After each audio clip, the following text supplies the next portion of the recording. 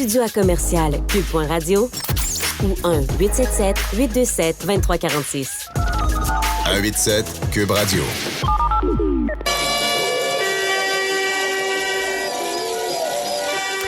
Ils étaient des centaines d'enseignants de la Fédération autonome de l'enseignement, la FAE, qui sont en grève depuis jeudi, à s'être rassemblés devant la maison de Radio-Canada pour accueillir la présidente du Conseil du Trésor, Sonia Lebel, qui était invitée de Tout le monde en parle. Mélanie Hubert est présidente de la FAE. Bonjour, Madame Hubert.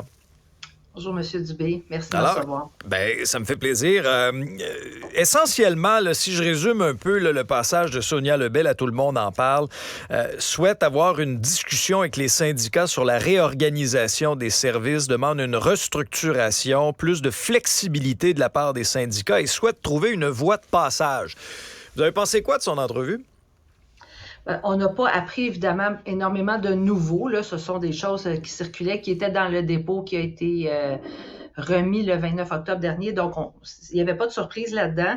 La voie de passage, cependant, on va la trouver quand les gens vont être aux tables de négociation et vont être en rencontre intensive. Puis, c'est pas le cas en ce moment. Donc, nous, ce qu'on souhaite d'abord, c'est que la volonté exprimée sur la place publique se reflète aux tables, de un.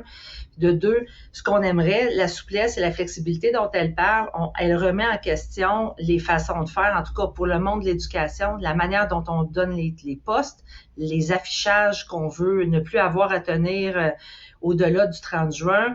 On est en train de parler de la répartition des tâches et on dit aux gens, on voudrait pouvoir revoir les tâches en fonction du niveau d'expérience de tout le monde. Ça inquiète énormément les plus anciens qui disent, est-ce à dire que moi, ma tâche pourrait être revue continuellement chaque année au gré des autres qui reviennent? Ça va créer de l'instabilité pour moi. On veut aussi limiter les mouvements de personnel dans les centres de services scolaires. C'est énormément de sujets que Mme Lebel veut aborder à travers le dépôt qu'elle nous a fait le 29 octobre. Et quand on demande des précisions aux tables de négociation, quand on leur demande quels sont les problèmes que vous identifiez au-delà des solutions, dans quel centre de service c'est particulièrement criant, et est-ce qu'il y a d'autres solutions qu'on pourrait explorer? On n'a pas eu ces présentations-là aux tables de négociation en ce moment. On a juste des solutions toutes faites qui conviennent plus ou moins a priori aux membres qu'on représente. Donc, on aimerait pouvoir avoir ces discussions-là aux tables et les avoir rapidement si on veut trouver une voie de passage. Mais Mme Hubert, expliquez-moi l'affaire. Pour trouver une voie de passage, il faut se parler, il faut négocier. Absolument. Comment ça se fait qu'il n'y a pas eu de négociation en fin de semaine? Il y en a eu hier. Notre comité de négo est allé aux tables. Samedi, c'est nous qui étions en pause pour faire le point avec notre monde, parce que vous comprendrez, à partir du moment où on a des gens dans la rue, les représentants ont besoin d'informations et ont besoin de pouvoir comprendre ce qui se passe. Mais effectivement, depuis l'annonce de notre grève le 2 novembre, parce que on n'a pas sorti ça de notre chapeau en moins de 5 minutes, là, on avait espéré une intensification des travaux, une reprise accélérée. Notre comité de négociation était disponible 7 jours sur 7. Mme Lebel nous dit, on travaille fort avec nos équipes. C'est ce qu'elle disait sur la place publique. Je veux bien la croire, mais si on a besoin de tant de temps à l'extérieur des tables, il faudrait que quand on vienne aux tables, ce soit vraiment productif.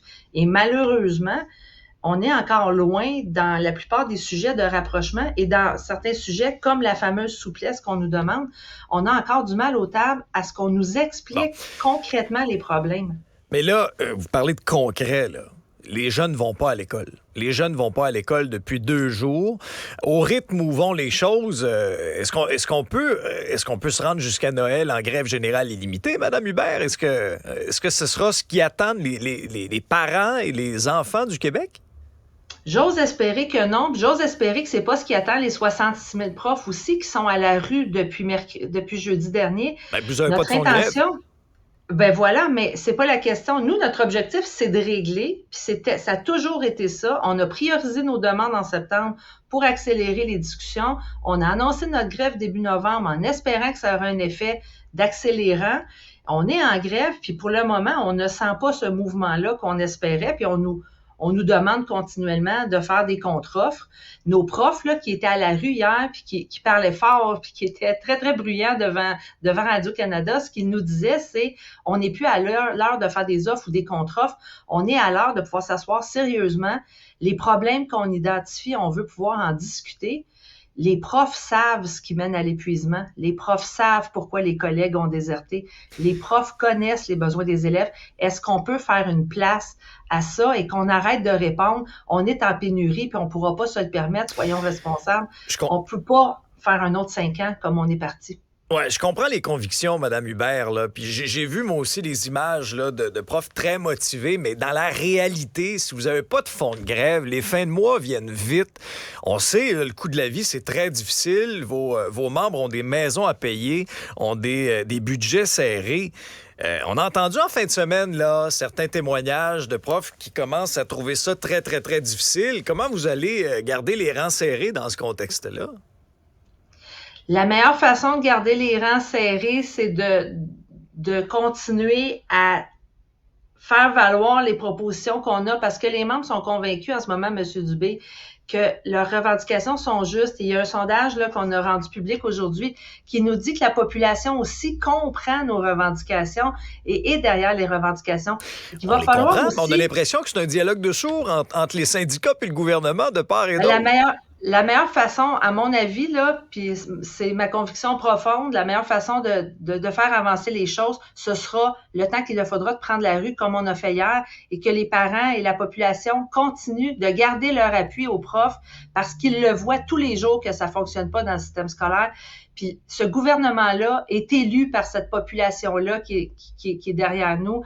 Alors qu'on soit aux tables, puis qu'on règle les problèmes, qu'on fasse pas juste vouloir imposer des solutions. C'est ça la clé, M. Dubé, pour qu'on s'en sorte. Un conciliateur, ça vous tente pas?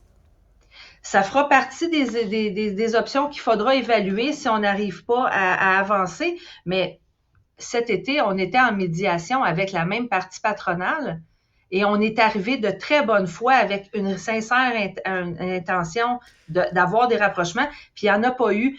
Pour faire de la conciliation, il faut quand même avoir quelqu'un de l'autre côté de la table qui veut faire de la place à nos propositions parce que nos membres, ils nous disent, ça fait 20 ans qu'on recule, ça fait 4-5 rondes de négociations où on perd des plumes.